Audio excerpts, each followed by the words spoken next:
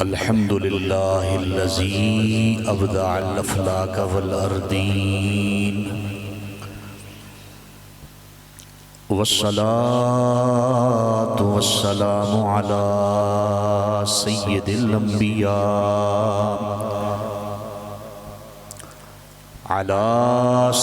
الأنبياء والمرسلين وعلى آله وأصحابه أجمعين أما بعد فأعوذ بالله من الشيطان الرجيم بسم الله الرحمن الرحيم قل لا أسألكم عليه أجرا إلا المودة في القربى إن الله وملائكته يصلون على النبي يا أيها الذين آمنوا صلوا عليه وسلموا تسليما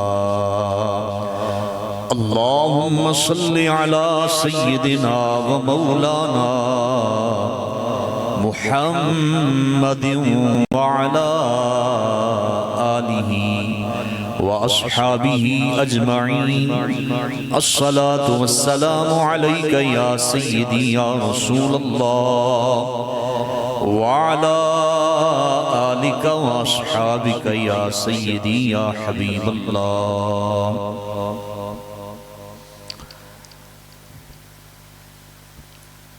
قابل صدر احترام معزز و مکرم سادات ذوی الاحتشام علماء کرام معززین علاقہ جملہ شرکائے محفل منتظمین ایوان مہر علی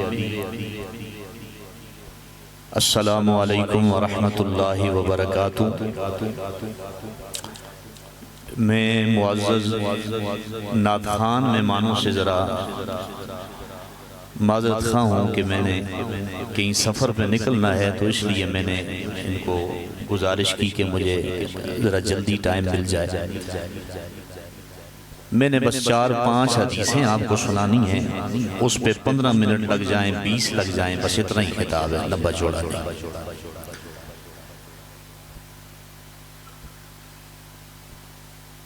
چراغ گولڑا کے علیہ رحمہ ان کے کلام کے چند اشعار سے گفتگو کو شروع کرتا ہوں کہ منظر فضائے دہر میں سارا علی کا ہے اور جس سمت دیکھتا ہوں نظارہ علی کا ہے مرحب 2 نیم ہے سر مقتل پڑا ہوا اٹھنے کا اب نہیں کہ یہ مارا علی کا ہے ہم فقر مست بول رہے تھے تو مجھے خیال چاہنے والے علی کے ہیں اور دل پہ ہمارے اجارہ نہیں صرف علی کا ہے اصحابی کالنجوم کا ارشاد بھی بجا اصحابی کالنجوم کا ارشاد بھی بجا مگر سب سے بلند ستارہ علی کا ہے اس ذرا شعر کو اس پہ ذرا غور کریں دوبارہ اصحابی کالنجوم کا ارشاد بھی بجا مگر سب سے بلند ستارہ اور کیوں دخل دے رہے ہو عقیدت کے باب میں دیکھو تمہیں ٹانگ اڑانے کی ضرورت نہیں یہ معاملہ ہمارا اور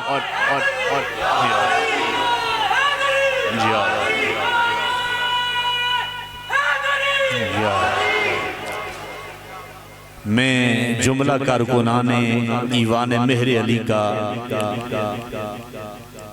تے دل سے شکر گزار ہوں کہ جنہوں نے اس بزم کا انعقاد کیا ہے، اور اصل میں اس محفل کے جو عنوانات ہیں وہ دو ہیں، ایک تو گلشن مہر علی صاحبزادہ والا شان محترم المقام جناب مہر غلام مہر فرید الحق رحمت اللہ تعالی علیہ، ان کا ایصال ثواب بھی مقصود ہے، ان کی بارگاہ میں خراج عقیدت بھی مقصود ہے، اور شہدائے کرب و بلا کے ان پاک آستانوں پہ جبین نیاز جھکاتے ہوئے اپنے عقیدتوں کا خراج پیش کرنا بھی مقصود ہے۔ ان دونوں کے مابین جو قدر مشترک ہے وہ یہ ہے کہ شہدائے کربلا کے شہزادے ہوں، وہ بھی آل بیت اطہار کے افراد ہیں، اور گولڑے کے شہزادے ہوں تو وہ بھی آل بیت اطہار کے شہزادے، ان میں یہ قدر مشترک ہے۔ تو اس لیے میں اسی سبجیکٹ کو لے کے 4-5 حدیثیں آپ کو سناتا ہوں۔ پہلی حدیث پاک علوم دل دادا آج جو محبت ہم دل میں سجائے بیٹھے ہیں جو گلدستہ محبت کا، یقین کریں کہ یہ ہم سب کے حلالی ہونے کی نشانی اور علامت ہے۔ کہ معمولی بات نہیں ہے علی سے پیار کرنا، علی والوں سے پیار کرنا، یہ معمولی بات نہیں ہے۔ یہ وہی کرتے ہیں کہ جن کی رگوں میں حلالی خبر ہے۔ میں آپ کو حدیث سناتا ہوں۔ حدیث پاک اگر آل سنت کے امام نے نہ لکھی ہو، آل سنت کی کتاب میں موجود نہ ہو، تو آپ کا ہاتھ میرا گریبان۔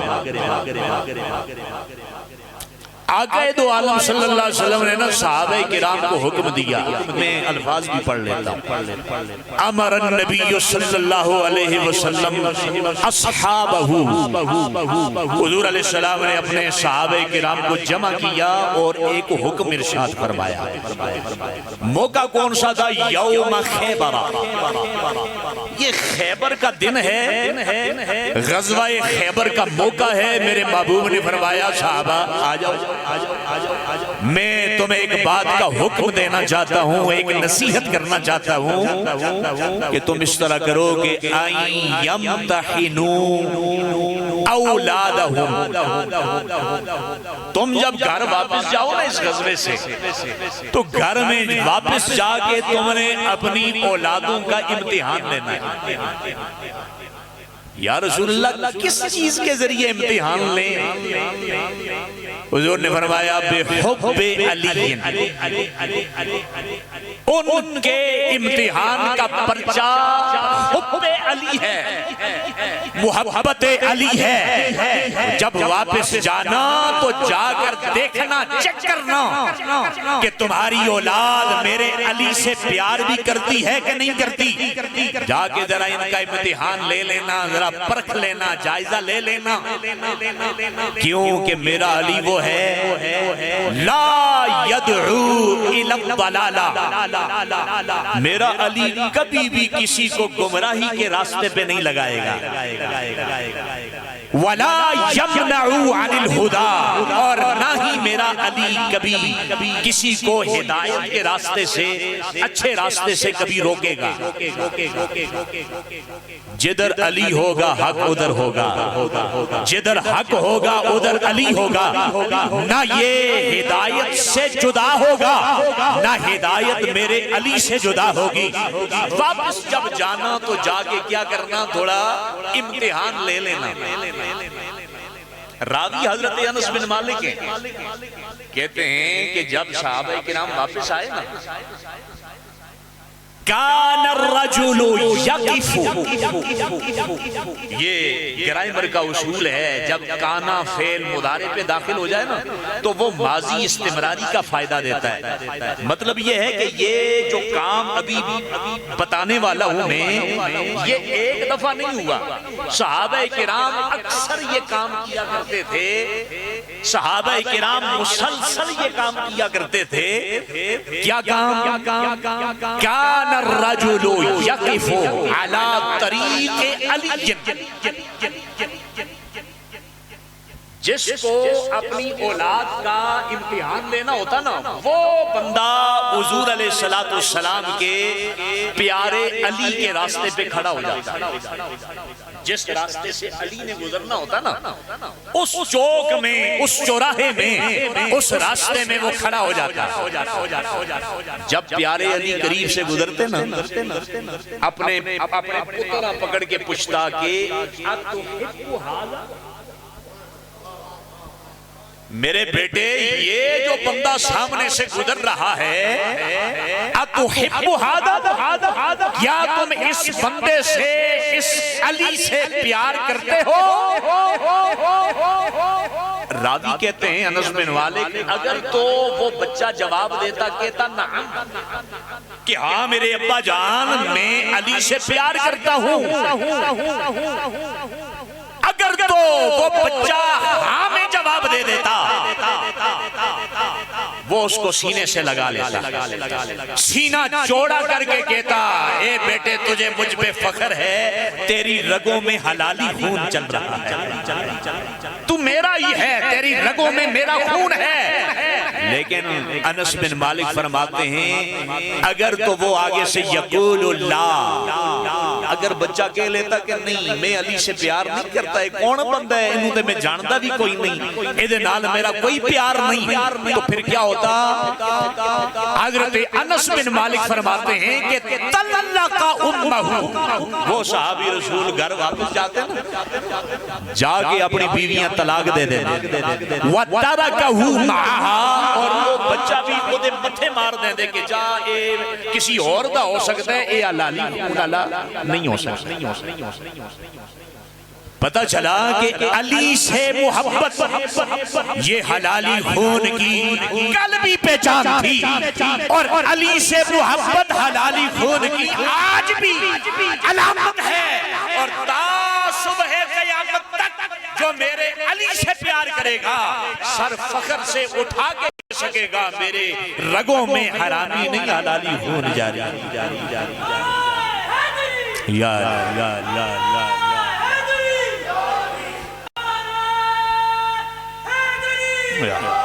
دوسری حدیث ہے، نبی کریم صلی اللہ علیہ وسلم نے ایک ضابطہ بتایا، حضور نے فرمایا احب اللہ، کہ میرے غلاموں، میرے امتیوں اللہ سے پیار کرتے رہنا، اللہ سے پیار کرتے رہنا۔ یا رسول اللہ اللہ نال پیار کیوں کریے؟ اللہ نہ سانو دکھائی دے رہا ہے، اللہ نہ ہمیں سنائی دے رہا ہے، ہم اللہ سے پیار کیوں کریں؟ حضور نے فرمایا لما ہوا یغزوکم من نعمی، تم اللہ سے پیار اس لیے کرو کہ اٹھتے بیٹھتے چلتے پھرتے سوتے جاگتے ہر وقت تم اس خدا کی نعمتیں استعمال کر رہے ہیں، اس خدا کی نعمتیں استعمال کر رہے ہو، اس لیے خدا کو بھی ہلکا نہیں لینا، اس خدا سے ہمیشہ کیا کرتے رہنا ہے؟ پیار کرتے رہنا۔ اللہ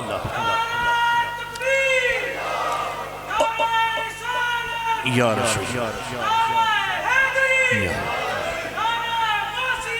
اور حضور نے فرمایا وَأَحِبُّونِي، کہ میرے صحابہ مجھ محمد الرسول اللہ سے محبت کرنا کیوں؟ یا رسول اللہ آپ سے کیوں؟ جب سارا کچھ ہم خدا کا کھاتے ہیں، خدا ہی ہمارا خالق ہے، خدا ہی رازق ہے، جب اس سے پیار کر لیا تو کافی نہیں ہے کیا؟ جس طرح آج بھی لوگ کہتے ہیں ہمارے لیے خدا ہی کافی ہے، ہمارے لیے خدا ہی کافی ہے، خدا کو مان لیا تو بس کسی اور کو ماننے کی ضرورت نہیں، خدا سے پیار کر لیا کسی اور سے پیار کرنے کی ضرورت نہیں، خدا کو مان لیا کسی اور کو ماننے کی ضرورت نہیں۔ حضور نے فرمایا نہیں، صرف خدا کے ماننے پہ بریک نہیں لگنی، خدا سے پیار کیا ہے تو ساتھ تم نے محمد الرسول اللہ سے بھی پیار کرنا ہے۔ یا رسول اللہ آپ سے کیوں پیار کریں؟ حضور نے فرمایا مجھ سے پیار اس لیے کرو کہ میں بھی کوئی معمولی بندہ نہیں ہوں، جس خدا کی نعمتیں کھاتے ہو میں اسی خدا کا پیارا محبوب محمد الرسول اللہ، اسی خدا کا میں لاڈلا ہوں، اسی خدا کا محبوب اور پیارا ہوں، اس لیے تم نے مجھ سے بھی پیار کرنا ہے۔ اچھا یا رسول اللہ کیا خدا سے محبت کر لی پھر آپ سے بھی محبت کر لی تو کیا ہمارا بیڑا پار ہو جائے گا؟ کافی ہے؟ کہا نہیں، احبو اہل بیتی، کہا میری محبت کے بعد تم نے میری آل بیت کا پیار اور محبت بھی اپنے دل میں بسانی ہے۔ کیوں؟ بحبی، تم نے میری آل سے پیار اس لیے کرنا ہے کہ ان کی رگوں میں مجھ محمد الرسول اللہ کا خون جاری ہے۔ یہاں ایک ضابطہ سمجھ لیں، آج تو ہمارا مزاج بدل چکا ہے، ہم تو اس سید کو مانیں گے کہ جو ہمارا ہم مزاج ہو، جو ہمارے ساتھ تھوڑا سا اختلاف کرتے ہیں نا ٹنکا اڑا لے وے پھر اسی آتے ہیں نا جی نا اسی تو نہیں مننا ہے۔ حضور نے یہ ضابطہ نہیں بتایا کہ تم نے اس کو ماننا ہے جو تمہارا ہم خیال ہو، جو تمہارا ہم مشرب ہو، جو تمہارا ہم ذہن ہو، جو تمہارے پیچھے چلنے والا ہو، بلکہ ضابطہ یہ بتایا کہ ہر اس بندے سے تم نے پیار کرنا ہے جس کی رگوں میں مجھ محمد الرسول اللہ کا خون جاری ہے۔ آل بیت سے پیار کرو تو کس کی وجہ سے؟ حضور علیہ السلام کی نسبت کی وجہ سے۔ گرامی قدر احباب تیسری حدیث، فائدہ کیا ہوگا جی اگر ہم آل بیت سے پیار کرنے والے بن جائیں؟ فائدہ کیا ہے؟ حضور نے فرمایا ہاں فائدہ ہے، انا شفیع اربعۃ انا شفیع یوم القیامہ۔ حضور نے فرمایا 4 خوش نصیب بندے او نے کہ میں ذمہ دار ہوں انہاں دا، کل قیامت والے دن میں ان کی شفاعت کروں گا، سفارش کروں گا۔ یہ حضور کا اعلان ہے۔ اب وہ 4 خوش نصیب کون سے؟ پہلے نمبر پہ حضور نے فرمایا المکرم ذریتی، جو بندہ میری اولاد کی عزت کرتا ہے کل قیامت کے دن میں اس کی شفاعت کروں گا۔ المکرم ذریتی، دوسرا کون؟ کہا القاضی الی حوائجہم، حضور نے فرمایا وہ بندہ جو میری اولاد کی ضروریات پوری کرنے کی کوشش کرتا ہے۔ آج لوگ سڑنے ناکنے جناب اوہ سیدہ میں کیوں نظرانے دیں دے ہو؟ اگر کوئی کسی سید زاد نو گولڈ شریف والے ایک صاحبزادہ صاحب لاہور وچ پڑھنے تے مینوں انہاں دے خدمت گزار دسیا کہ جناب اوتھے جڑے مولوی ہیں استاد او ٹچکراں کرنے چونیاں بھرنے اور روز بہنے او جی جناب تسی عرس لا کے آئے ہو پیسہ چنگا کٹھا کیتا اسی نے۔ اب اگر کسی سید زادے کو نورانہ دے دیا جائے تو اس پہ اعتراض ہے کہ یہ کسی غریبہ دے دے انہاں بھائی، غریب کو دو گے چھڑا ثواب ملے گا، لیکن کسی آل رسول کی خدمت کرو گے تو حضور نے فرمایا ثواب بھی ملے گا، کل قیامت کے دن جنت بھی ملے گی۔ حضور جو کہہ رہے ہیں کہ میں شفاعت کروں گا، گارنٹی ہے میری۔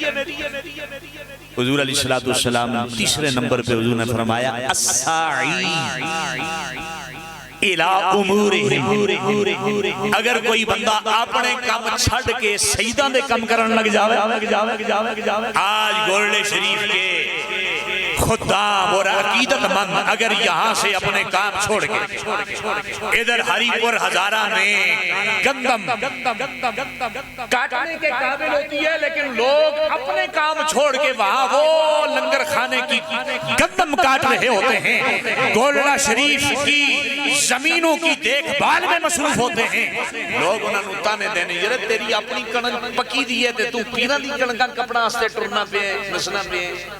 تو حضور نے فرمایا الساعی الی امورہم، جو میری اولاد کے کاموں میں ان کی ہاتھ بٹائے گا، کل قیامت کے دن مجھ محمد الرسول اللہ کا وعدہ ہے میں اس بندے کی خود شفاعت کروں گا۔ چوتھے نمبر پہ حضور نے فرمایا المحب لہم بقلبہ ولسانہ، جو میری اولاد سے محبت کرے، دل سے محبت کرے اور زبان سے بھی محبت کرے، ایک گنگا بن کے گنگا شیطان بن کے زندگی نہ گزارے، بلکہ آل رسول اور آل بیت اطہار کی عزت کی بات آئے تو ڈنکے کی چوٹ پہ عزت کرے۔ میرے مصطفیٰ نے فرمایا جو میری آل سے اس طرح پیار کرے گا، میں محمد الرسول اللہ وعدہ کرتا ہوں قیامت کے دن میں خود اس کی شفاعت فرماؤں گا۔ ترے حدیثوں کی نے دو رہی ہیں۔ نبی کریم صلی اللہ علیہ وسلم نے دیکھو ایک گل میں تو انہوں دستا ہوں، دیکھو اعلان ہوتا ہے نا، اعلان کبھی کبھار اعلان کی وقت بڑھ جاتی ہے، یہ دیکھا جاتا ہے کہ یہ اعلان ہو کہاں پہ رہا ہے۔ ایک اعلان اگر ہم گھر کے افراد کو بٹھا کے کریں اس کی اتنی ویلیو نہیں ہے، اگر ایک اعلان ہم اپنی ساری برادری کو جمع کر کے کریں اس کی ویلیو تھوڑی بڑھ جاتی ہے۔ پتہ چلتا ہے کہ اس اعلان کا تعلق پوری برادری کے ساتھ ہے، اس کا دائرہ کار محدود نہیں ہے، تھوڑا سا وسیع ہے۔ پھر ایک اعلان ہوتا ہے محلے کی مسجد میں، اس کا مطلب یہ ہوتا ہے کہ یہ اعلان صرف ایک گھر تک یا ایک برادری تک محدود نہیں ہے، اس اعلان کا تعلق پورے گاؤں اور پوری بستی والوں کے ساتھ ہے۔ پھر ایک اعلان ہوتا ہے قومی نشریاتی ادارے ٹیلی ویژن پر، اس کا مطلب یہ ہوتا ہے کہ یہ اعلان کسی ایک گھر، قوم، شہر اور ضلع سے وابستہ نہیں ہے، یہ پوری قوم کے ساتھ وابستہ اعلان ہے۔ پتہ چلا کہ اعلان کی وقت اور اہمیت کا اندازہ اس بات سے بھی لگایا جاتا ہے کہ یہ اعلان کس جگہ پہ ہو رہا ہے۔ آئیں اب میں آپ کو ایک اعلان سناتا ہوں جو جس مقام پہ ہوا ہے وہ صرف عرب کی جگہ نہیں، وہ عربیوں کا بھی صرف عربیوں کا نہیں، صرف عجمیوں کا نہیں، مکہ والوں کا بھی صرف نہیں ہے، صرف مدینے والوں کا بھی نہیں ہے، صرف مصر و شام والوں کا بھی نہیں ہے، کائنات میں جہاں کہیں بھی لا الہ الا اللہ محمد الرسول اللہ پڑھنے والا ہے، ہر ایک کا تعلق اس جگہ کے ساتھ ہے، اور وہ کیا ہے؟ خانہ کعبہ۔ حضور علیہ السلام نے خانہ کعبہ کا دروازہ تھام کے، دروازہ پکڑ کے ایک اعلان کیا۔ حضرت ابو ذر غفاری اس حدیث پاک کے راوی، آخذ بباب الکعبہ، حضور نے کعبے کا دروازہ پکڑ کے اعلان کیا۔ یہ جگہ کا جو انتخاب ہے یہ بھی حکمت کی بنا پہ تھا کہ لوگوں اس اعلان کو محدود نہ سمجھنا، یہ پوری دنیا کے مسلمانوں کے لیے اعلان۔ اعلان کیا ہے؟ حضور نے فرمایا کہ مثل امتی مثل اہل بیتی کا مثل سفینۃ نوح، کہا لوگوں یاد رکھنا میری جو آل ہے نا، آل یہ حضرت نوح علیہ السلام کی کشتی کی طرح ہے، من رکبہا فقد نجا، قیامت تک آنے والا کوئی بھی مسلمان اگر چاہتا ہے کہ میں نجات حاصل کر لوں، میں کامیاب ہو جاؤں، گمراہی سے بچ جاؤں، ہلاکت سے بچ جاؤں، حضور نے اس کے لیے نصاب بتا دیا۔ اس کو کرنا کیا پڑے گا؟ مررکیبہا فقد نجا، جو میری آل بیت اطہار سے وابستہ ہو گیا فقد نجا، وہ نجات پا گیا، ومن تخلف عنہا، اور جو میری آل بیت سے دور ہو گیا ہلاکا، حضور نے فرمایا وہ ہلاکت کا شکار ہوگا۔ میں آپ کو ایک اصول بتاتا ہوں، حضور علیہ السلام نے ہمیں اصول بتا دیا۔ اب آپ پوری دنیا کے اختلافات کو سامنے رکھیں، اگر ایک طرف بندہ وہ ہے کہ جو آل بیت اطہار کا فرد نہیں ہے،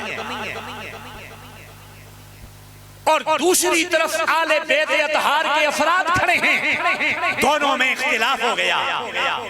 اب حضور کی تعلیمات کیا ہیں؟ آپ کے لیے نجات کس میں ہے؟ آپ کے لیے نجات اس میں ہے کہ آپ آل بیت اطہار کے دامن سے وابستہ ہو جائیں۔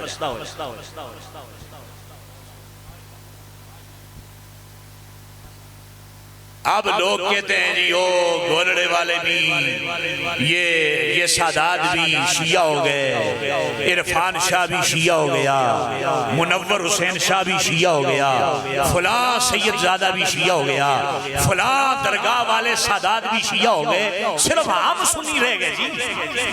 ہم جس کو سنیت کا سرٹیفکیٹ دیں گے وہ سنی ہوگا۔ حضور نے بتلا دیا نہیں، کسی کے سرٹیفکیٹ بانٹنے کی ضرورت نہیں ہے، میں تمہیں اصول دے رہا ہوں۔ ایک طرف دجالی ہو، دوسری طرف مہر علی کی اولاد ہو، تم نے دجالی پہ تھوکنا ہے، مہر علی کی اولاد کے دامن سے جڑ جانا ہے۔ کامیابی اس میں ہم ایسے ملاؤں کی تحقیقات کو بھی اسفل السافلین میں پھینکتے ہیں، ہم ایسے ملاؤں کے مدارس کو بھی اسفل السافلین میں پھینکتے ہیں۔ ہمیں ہمارے مصطفیٰ نے اصول بتا دیا ہے، تم نے نہ کسی کی تقریروں سے مرعوب ہونا ہے، نہ کسی کے مدارس کو دیکھ کے مرعوب ہونا ہے، نہ کسی کی تصنیفات کو دیکھ کے مرعوب ہونا ہے۔ تمہیں نجات چاہیے تو نجات آل بیت اطہار کے دامن میں میں نے رکھا۔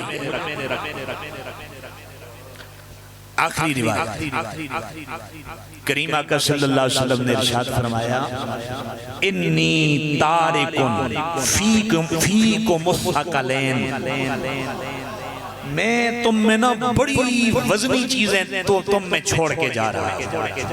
پہلی کیا ہے؟ بولو پہلی کیا ہے؟ کتاب اللہ، رب دا قرآن۔ دوسری کیا ہے؟ عطرتی آل بیت، میری اولاد۔ یار اصل یہ سادات یہ وزنی کا نہیں ہونے ہیں، حضور نے کیوں کہہ دیا کہ میری اولاد بڑی وزنی چیز ہے؟ ایک طرف تسی طاہر اشرفیاں بٹھاؤ، دوسری طرف شاہ صاحب نے بٹھاؤ، تسی کے سمجھے کون وزنی کون؟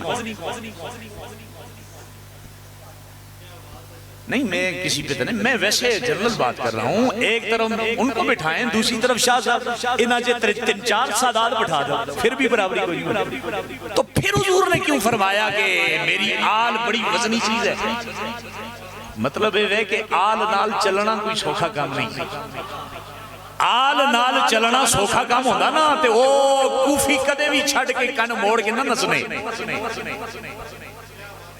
آل نال چلو گے تے توانوں تانے بھی ملن گے، مینے بھی ملن گے، آپ کا سوشل بائی کارڈ بھی ہوگا۔ یہ رفیق نعیمی صاحب ان سے پوچھ لیں، سوشل بائی کارڈ بھی ہوگا، آپ کے رزق پہ بھی لوگ ہاتھ ڈالیں گے، آپ کی عزت کو بھی لوگ نوچیں گے، آپ کی ذات پہ بھی لوگ کیچڑ اچھالیں گے۔ کیوں نہ اچھالیں؟ حضور نے کہہ جو دیا ہے کہ میری اولاد کوئی اولی شے نہیں ہے، بڑی وزنی۔ ادھے نال چلنا، ادھے دامن نو ہاتھ میں چک کے رکھنا بڑا اوکھا کام ہے۔ دو چیزیں، ایک کتاب اللہ، دوسری اور حضور نے کیا فرمایا؟ حضور نے فرمایا لن یتفرقا۔ ایک گل بھی یاد رکھیو کہ قرآن تے آل ایک کدے بھی ایک دوجہ تو جدا نہیں ہو سکتے۔ دیکھیں حضور نے تو کہہ دیا، میں آخری بات کہہ کے اجازت چاہوں گا، حضور نے تو کہہ دیا کہ میری آل اور قرآن یہ کبھی بھی جدا نہیں ہو سکتے، کبھی بھی جدا نہیں ہو سکتے، لیکن میرے حسین نے عملی طور پہ کر کے دکھا دیا کہ جب ظالموں نے سر تن سے جدا کر دیا تھا، دو کے نیزے پہ میرے حسین نے قرآن پڑھ کے نبی کے فرمان کو سچ کر کے دکھا دیا کہ دیکھو ظالموں نے سر کو تن سے تو دور کر دیا ہے لیکن حسین کو قرآن سے جدا نہیں کر پائے ہیں، اس لیے کہ میرے مصطفیٰ نے کہہ دیا ہے کہ آل اول اولاد کبھی جدا نہیں ہو سکتے۔ نعرہ حیدری، نعرہ حیدری، حسینیت، حسینیت اور یزیدیت۔ وآخر دعوانا